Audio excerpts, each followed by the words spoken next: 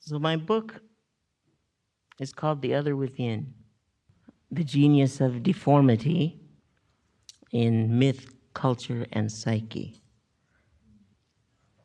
I like to add a disclaimer immediately that I am personally not the genius of deformity. We're talking about genius in the sense of an informing spirit.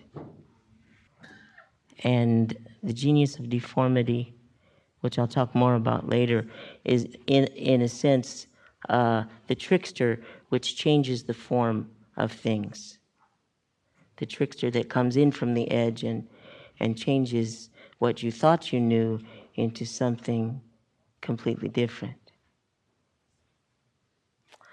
So I wanted to preface this.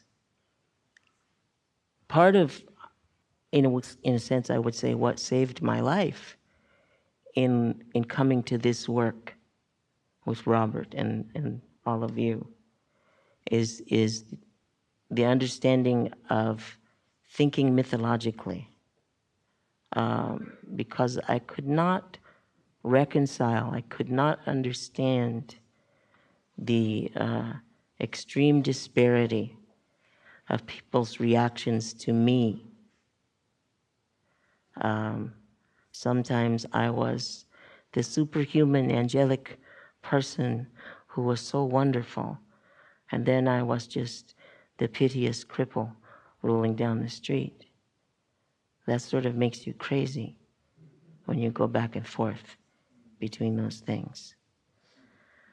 But when you study myth, and more than study myth, when you begin to think mythologically, then suddenly something else opens up, and you realize that all these people are having a mythological reaction to something that they see in me, in either extreme.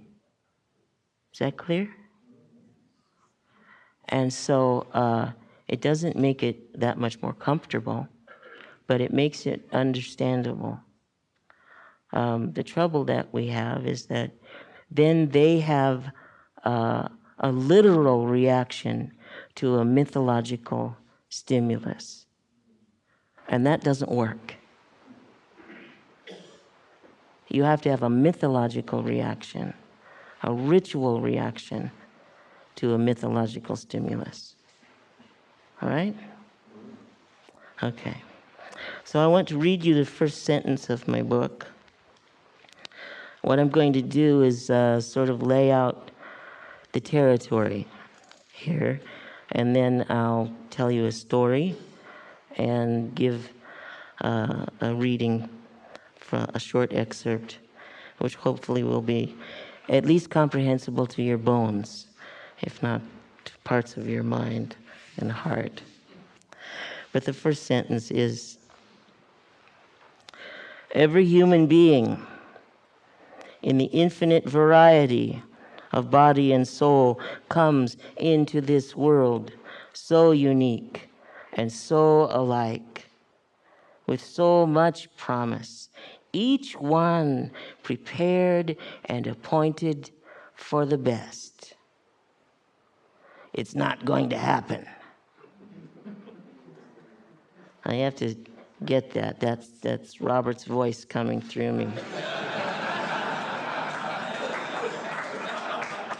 So I'll say it again. It's not going to happen.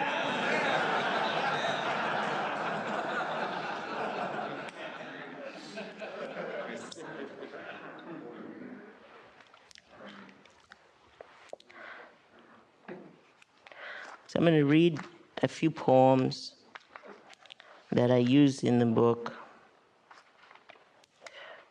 I use a lot of poetry and mythology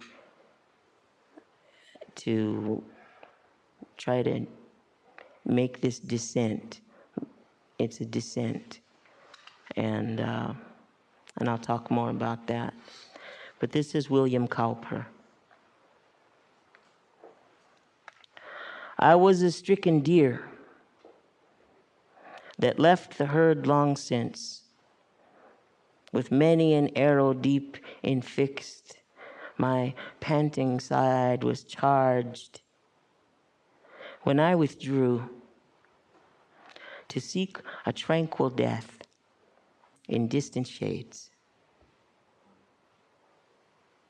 there was I found by one who had himself been hurt by the archers.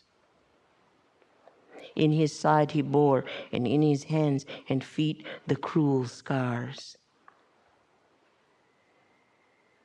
With gentle force, soliciting the darts, he drew them forth and healed and bade me live.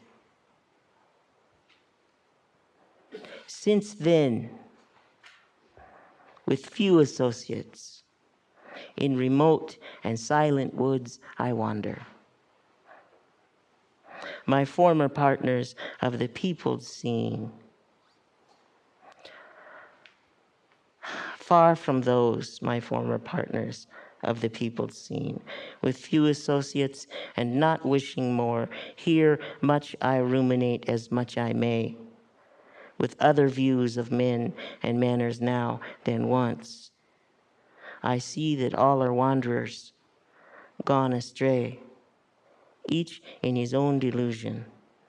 They are lost in chase of fancied happiness, still wooed and never won.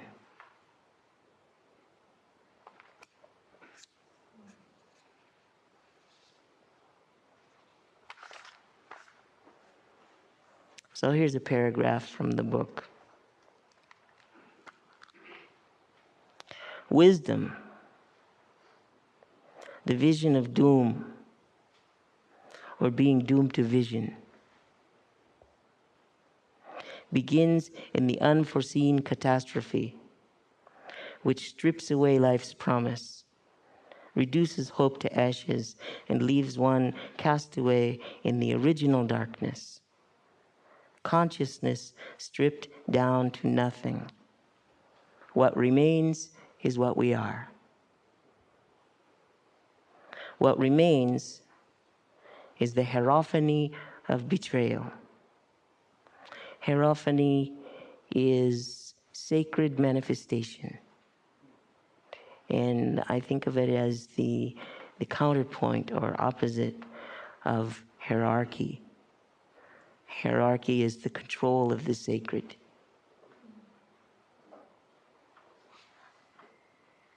The hierophany of betrayal. Here, in the violent strike of a thunderbolt, the irrevocable summons to a deeper life, and for a few, the hard-won discovery that the very instrument of betrayal, the thunderbolt which afflicts them, is also the soul's invincible core.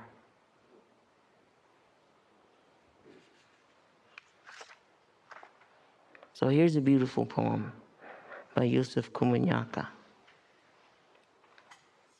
It's called Scapegoat. The alpha wolf chooses his mate for life, and the other she-wolves stare at the ground. Yellowish light drains from notorious eyes of the males, stealing their first and last sex. The pack's outcast, the albino we humans love, whimpers, wags his tail, and crawls forward on his belly. He never sleeps at night. After pacing down thorny grass where the alpha male urinated, a shadow limps off among the trees. Already sentenced into wilderness, as if born wounded, he must stand between man and what shines.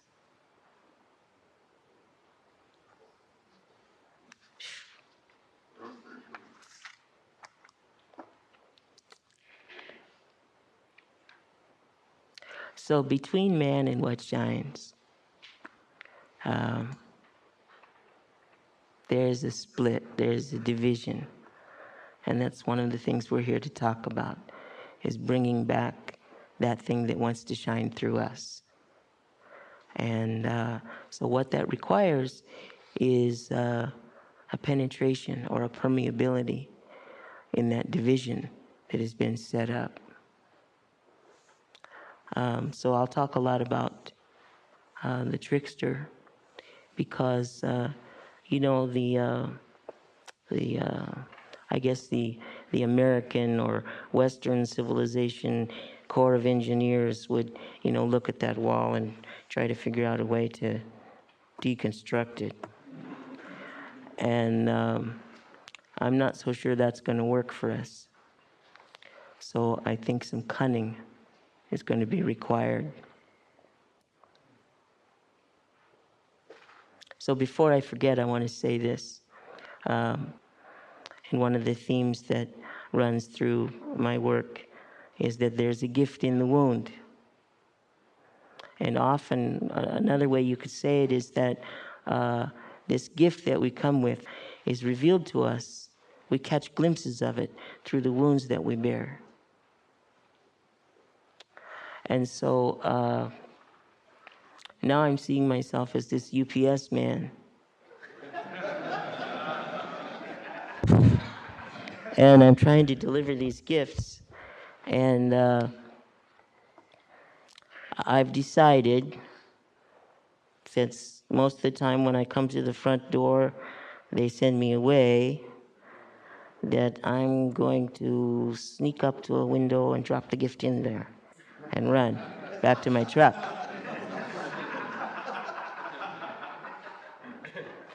So this is called giving the gift anyway.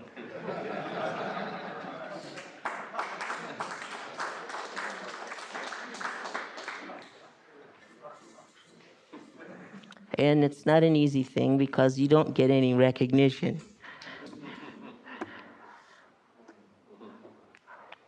So, but back to this idea of this split, this wall that divides us from the great shining that wants to come through. And the other thing that this poem makes very clear is that when we exile the shine, when we exile grandiosity, it comes back with a horrible face. This is Lawrence Rabb. It's called Sudden Appearance of a Monster at a Window. Lawrence Rabb. Yes, his face really is so terrible. You cannot turn away, and only that thin sheet of glass between you, clouding with his breath. Behind him, the dark scribbles of trees in the orchard where you walked alone just an hour ago, after the storm had passed, watching water drip from the gnarled branches, stepping carefully over the sodden fruit. At any moment, he could put his fist right through that window. And on your side, you could grab hold of this letter opener. Or even now, try very slowly to slide the revolver out of the drawer in the desk in front of you. But none of this will happen.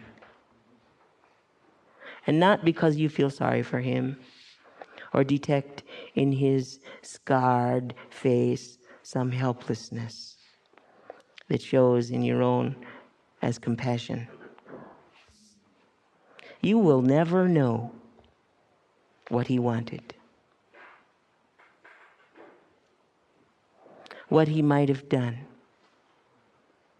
since this thing of its own accord turns away. And because yours is a life in which such a monster cannot figure for long, you compose yourself and return to your letter about the storm, how it bent the apple trees so low they dragged on the ground, ruining the harvest.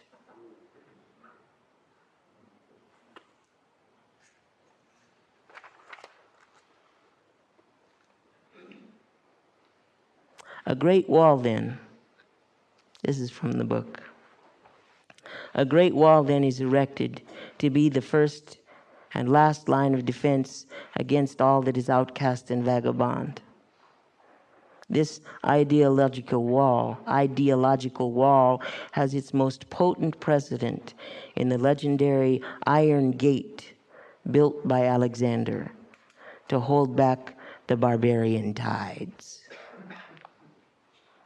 And this is an excerpt from a difficult but great book by David Gordon White called Myths of the Dogman.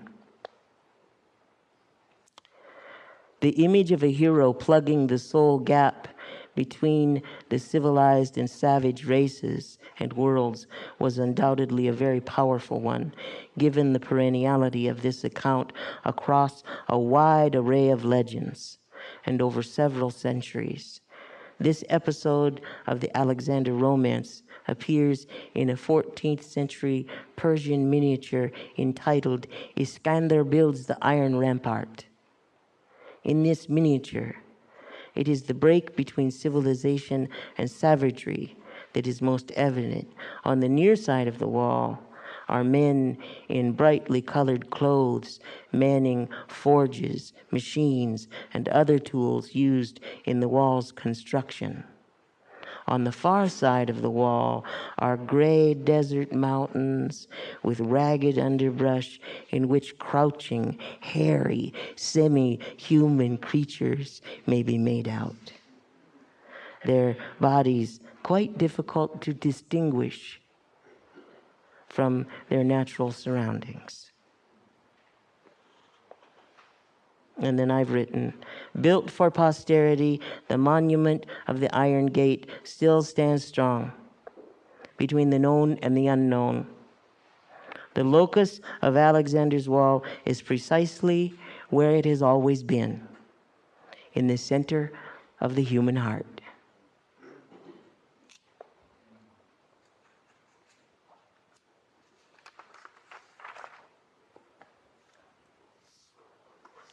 So the wall stands for structure, and structure is the civilized world.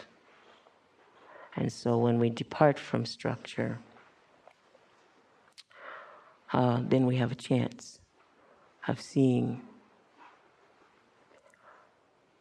that great shining thing that wants to come through us. And so I'll read one last poem here, which is written by my teacher, Robert Bly, and it's called Warning to the Reader.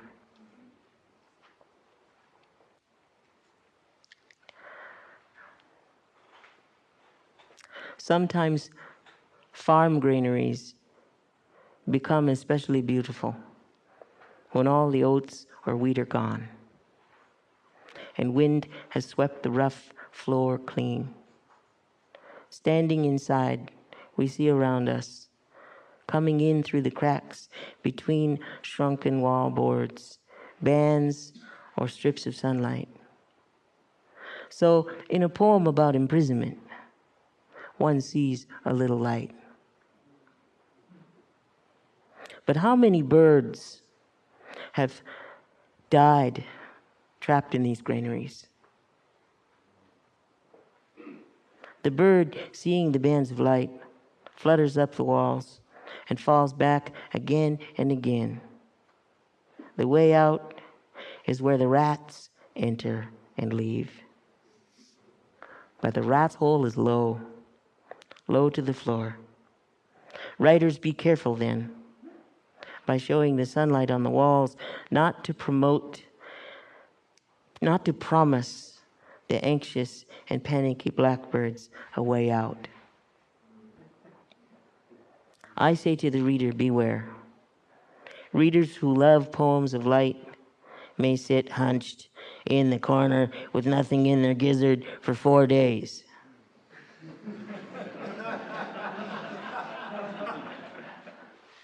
Light failing the eyes glazed. They may end as a mound of feathers and a skull on the open board wood floor.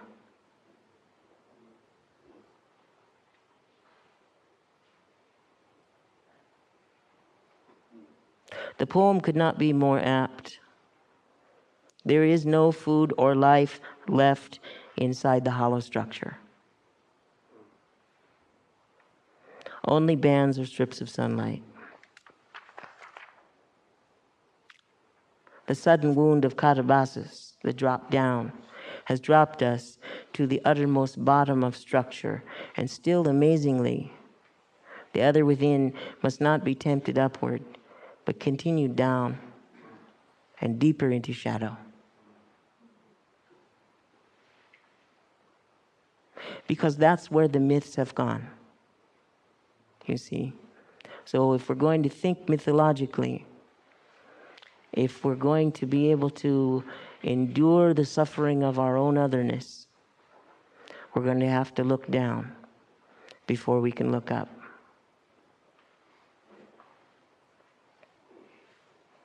So now I'm going to lay out 4 ideas from the book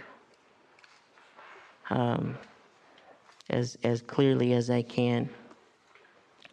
One we've already mentioned, the hierophany of betrayal. That is the sacred manifestation, the sudden appearance of something sacred within the wound, within a betrayal.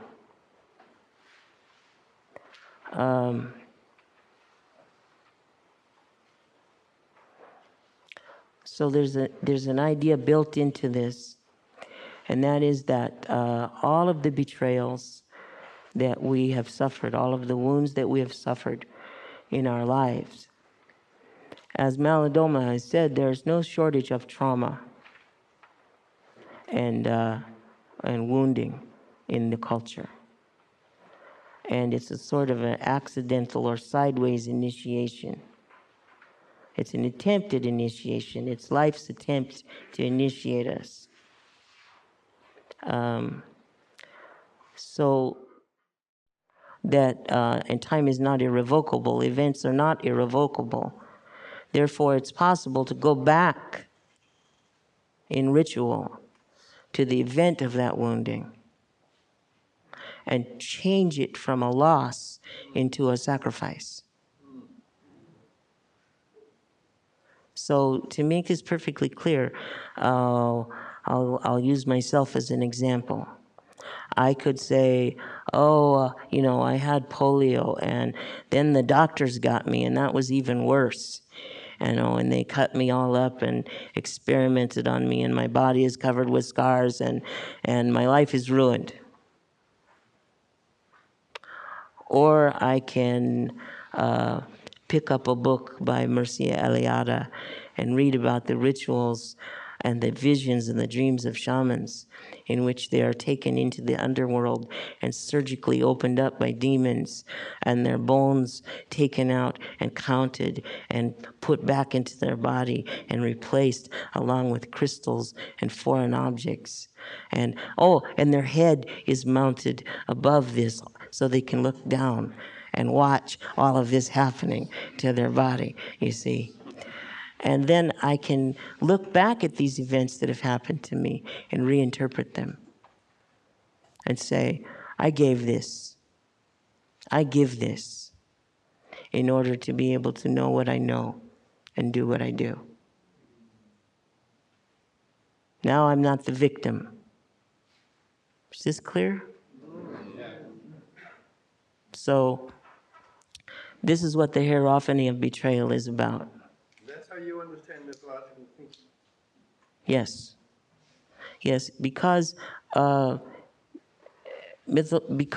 of the myths have been exiled.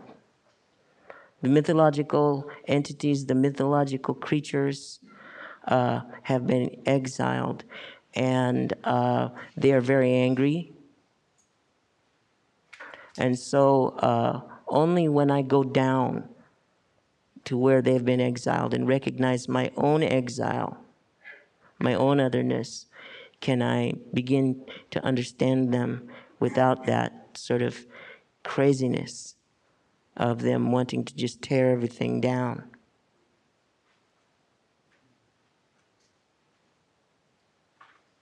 All right. So that leads into the idea of the implicate identity. And this comes from, primarily it comes from David Bohm, who was a quantum physicist. And he wrote a marvelous book called Wholeness and the Implicate Order. And in a nutshell, if I can put it, he says that every explanation that we have for the way the world is an explicate order and is therefore limited. Any explanation for the way it is going to be incomplete, because the totality of reality cannot be explained in one explanation. All right?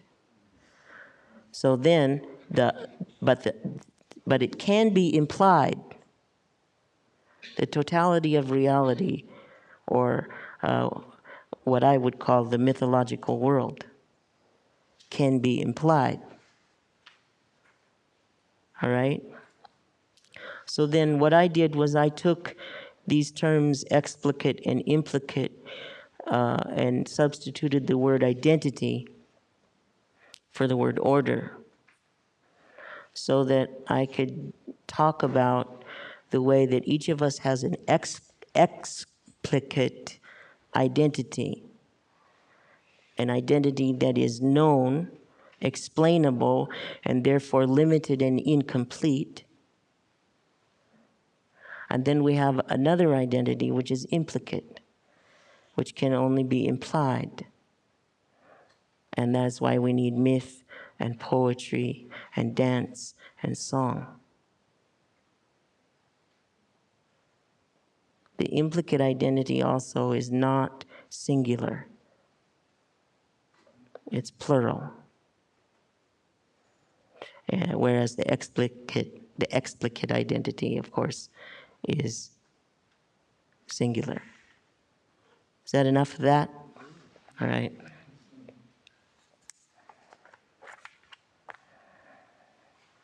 Okay.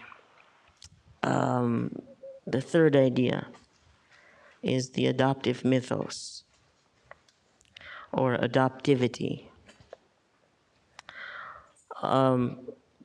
So many mythologists, anthropologists that have studied mythology have presented it as a way of creating conformity, of adapting the individual to the group.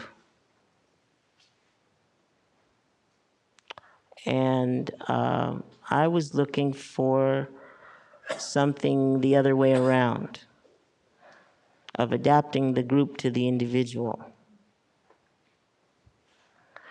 And I found examples of cultures that had a kind of a mythological thinking that allowed them to pick up something new or a new behavior and say, oh, yes, we recognize this. We've always had this. This comes from the beginning. You see?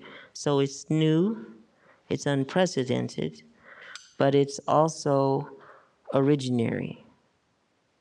So what that requires is an adoptive attitude as opposed to an adaptive attitude. So I took these terms from the Oxford English Dictionary, which says that when a word is taken into the English language and modified, that it is an adapted word. When a word is taken in just as it is, that is an adopted word. Okay? So I'm looking in my work for examples of cultures that treat people that way. that they might not expect them to adapt to the norms of the group, that they might say, oh, this guy's really weird. This is a good thing. Let's incorporate this. See? It's a strange idea, but comes from a strange person.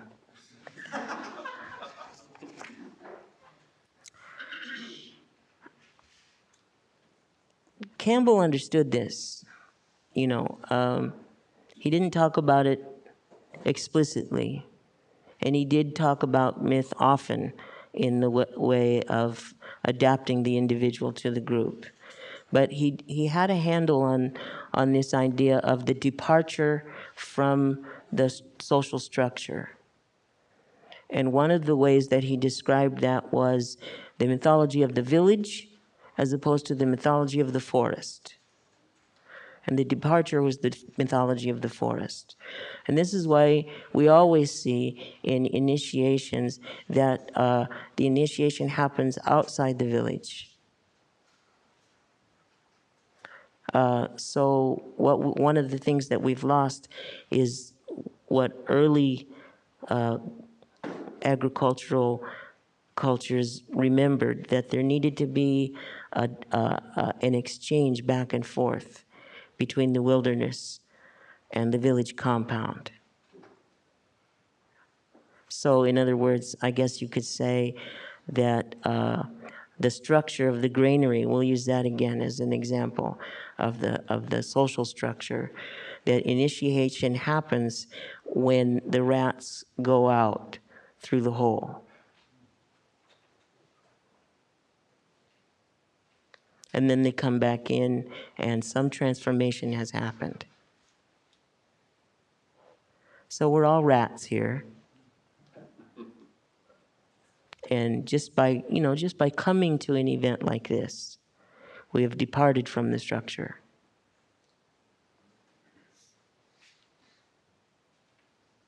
Yeah. Would you view initiation as an adaptive process? It's both. It's both adaptive and adoptive. Because initiation wants to find the gift that the individual has. And that's unprecedented. That's something we don't know what that is.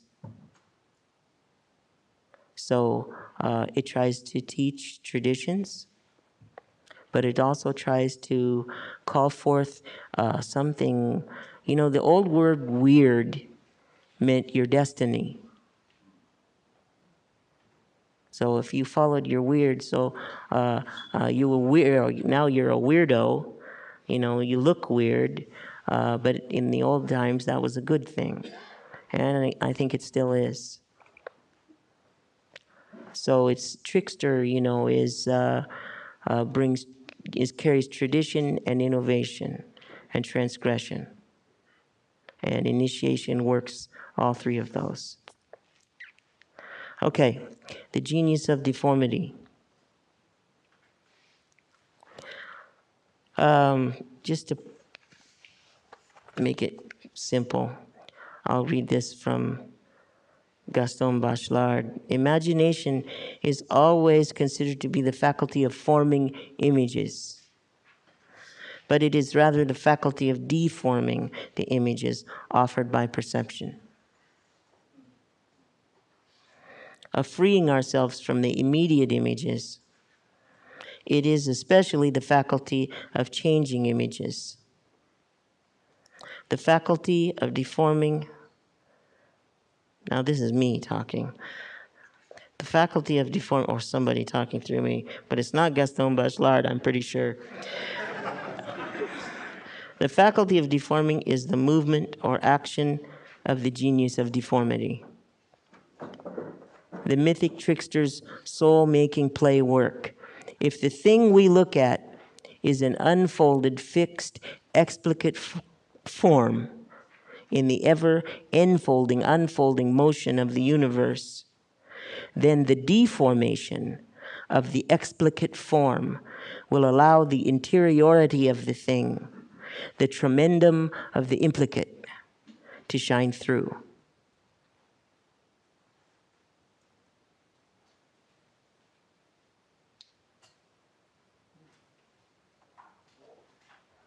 So, just to come back to initiation just for a second, in these terms, you could say that in initiation, these rigorous ordeals are given to try to break down the explicate identity, to try to break open the form, the fixed form, so that the implicate, the tremendum of the implicate, can shine through.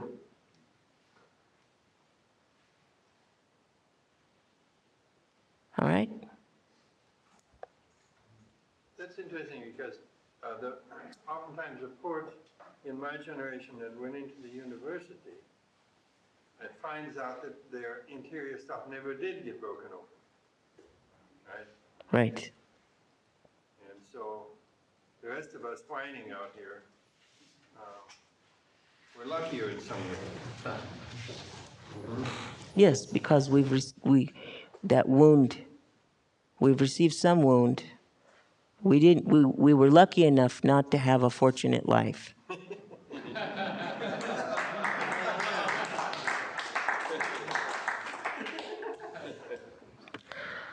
So I want to tell a story, and I need a drum.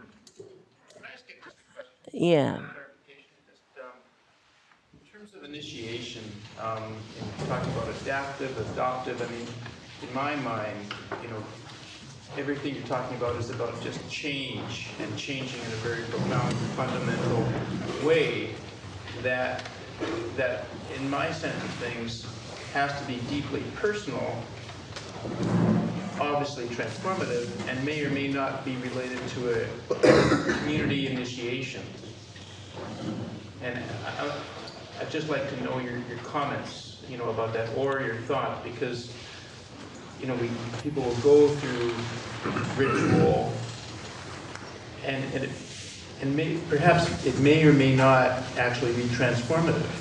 I mean, I think there's a saying I heard is that either you have, and maybe Robert said that, either you have a formal initiation or life itself will initiate you, and we've all probably had those experiences. And so, is it really just about change and shedding skins and transformation? And I'm getting a little lost in what, or whether or not it really matters, whether or not it's adaptive or adoptive, or it's just about evolving as a human being, and at a deep soul level.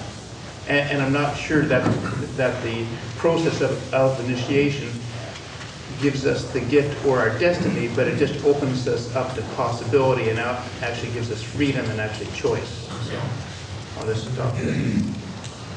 Well, gosh. Of course, initiation doesn't always work.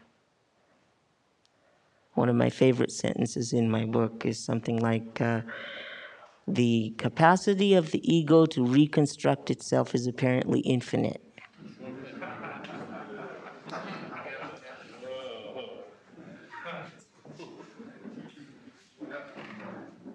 And I've been amazed to see people reduced to ashes, completely reduced to ashes. And you can see the look in their eyes. You can see the tremendum of the implicate shining through. And you can see that in that moment they know. And then their eyes glaze over. And within a matter of weeks, they're the same asshole they were before.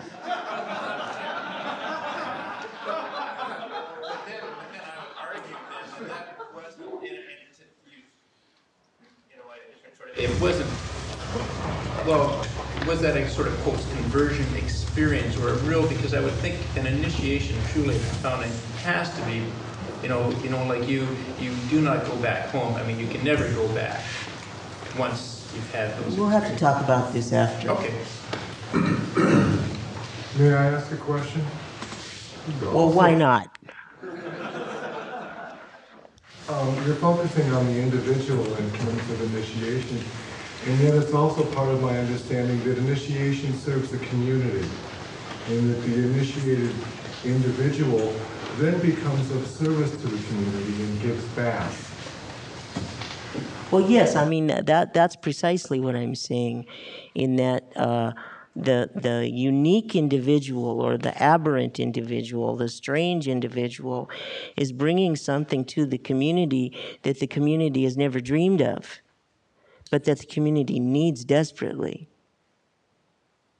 And so, when initiation works, I didn't really get up here to give a talk on initiation, but since we're doing it, when initiation works, it always, in my opinion, it always brings something unique from the individual back to the community that the community needs when it works.